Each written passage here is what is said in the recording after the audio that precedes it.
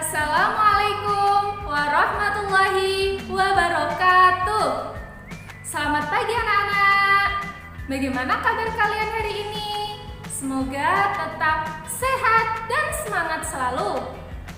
Hari ini kita akan belajar muatan IPA, materi pemantulan dan penyerapan bunyi, serta muatan bahasa Indonesia, materi gagasan pokok dan gagasan pendukung dalam teks lisan. Subtema 3, bersyukur atas keberagaman. Muatan bahasa Indonesia tentang gagasan pokok dan gagasan pendukung dalam teks lisan. Teks lisan adalah teks yang dibacakan. Gagasan pokok dan gagasan pendukung dalam teks lisan ditemukan dengan cara menyimak. Menyimak adalah mendengarkan dengan saksama hal yang dibacakan atau dibicarakan.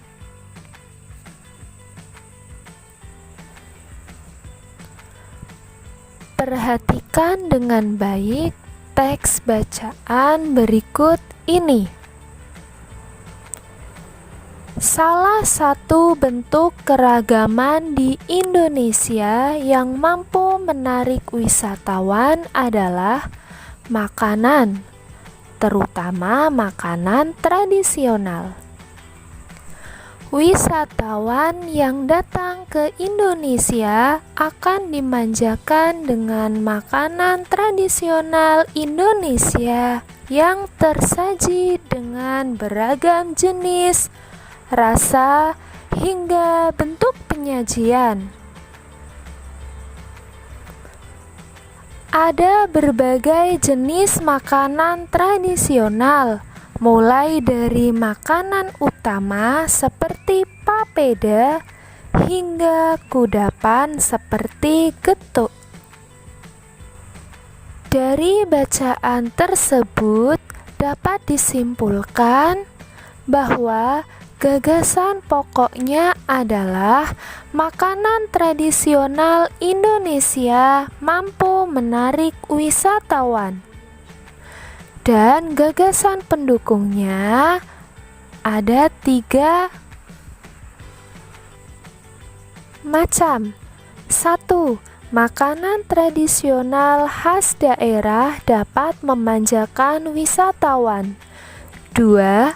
Makanan tradisional memiliki beragam jenis, rasa, dan penyajian. 3. Jenis makanan tradisional berupa makanan utama hingga kudapan.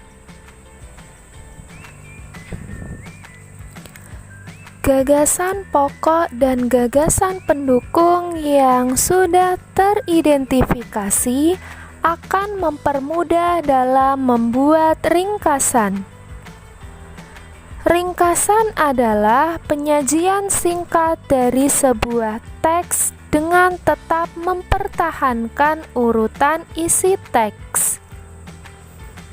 Ringkasan berisi uraian singkat tentang isi teks. Ringkasan ditulis berdasarkan peta pikiran yang berisi gagasan pokok dan gagasan pendukung.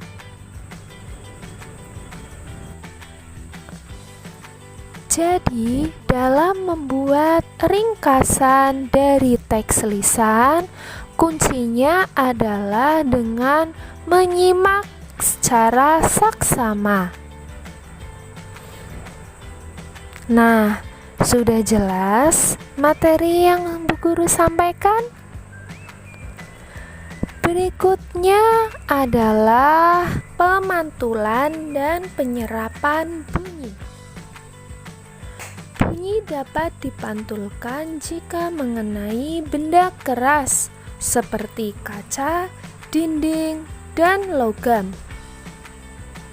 Dinding yang terbuat dari susunan batu, bata, dan semen dapat memantulkan bunyi. karena termasuk ke dalam benda keras. Selain dapat dipantulkan, bunyi juga dapat diserap jika mengenai benda lunak seperti karpet, karet, busa, dan kertas. Lantai dan dinding ruang pertemuan dilapisi karpet. Tujuannya untuk menyerap atau meredam bunyi.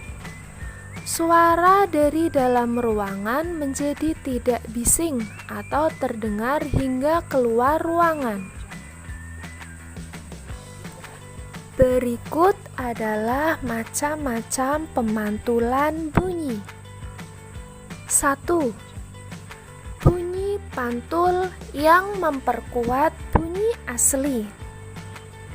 Contohnya terjadi ketika kita bernyanyi di dalam kamar mandi. 2. Gema atau bunyi yang muncul setelah bunyi asli. Gema terjadi karena bunyi dipantulkan oleh dinding yang jaraknya jauh dari sumber bunyi. Hal itu menyebabkan datangnya bunyi pantul setelah bunyi asli selesai terucapkan. Jadi, bunyi pantul yang terdengar lengkap sesudah bunyi asli. Gema sering terjadi di gua-gua, lembah-lembah, dan bukit-bukit yang jaraknya jauh serta permukaannya keras dan rapat. Selain itu, gema juga dapat dipergunakan untuk mengukur kedalaman jurang atau gua. 3. Gaung atau kerdam adalah bunyi yang terdengar bersamaan dengan bunyi asli. Gaung atau kerdam terjadi karena bunyi dipantulkan oleh dinding yang jaraknya tidak jauh dari sumber bunyi. Hal itu menyebabkan datangnya bunyi pantul bersamaan dengan bunyi asli yang belum selesai terucapkan. Akibatnya, bunyi pantul mengganggu bunyi asli, sehingga bunyi yang terdengar tidak jelas. Bunyi pantul memiliki berbagai manfaat. Yang pertama, untuk mengukur kedalaman laut. Kedalaman laut dapat diukur dengan cara menghitung waktu yang diperlukan oleh gelombang bunyi ketika dipancarkan dari kapal sampai ditangkap kembali oleh alat detektor. Yang kedua, untuk mengetahui kedudukan benda laut. Kedudukan kapal selam dan kelompok ikan dapat diketahui dengan memancarkan gelombang ultrasonik ke dalam laut. Selain kedua manfaat tersebut, masih banyak lagi manfaat yang dapat kita pelajari. Cukup sekian pembelajaran kita hari ini. Semoga materi yang Bu Aina sampaikan dapat bermanfaat dan dapat kalian pelajari dan pahami dengan baik. Terima kasih. Wassalamualaikum warahmatullahi wabarakatuh.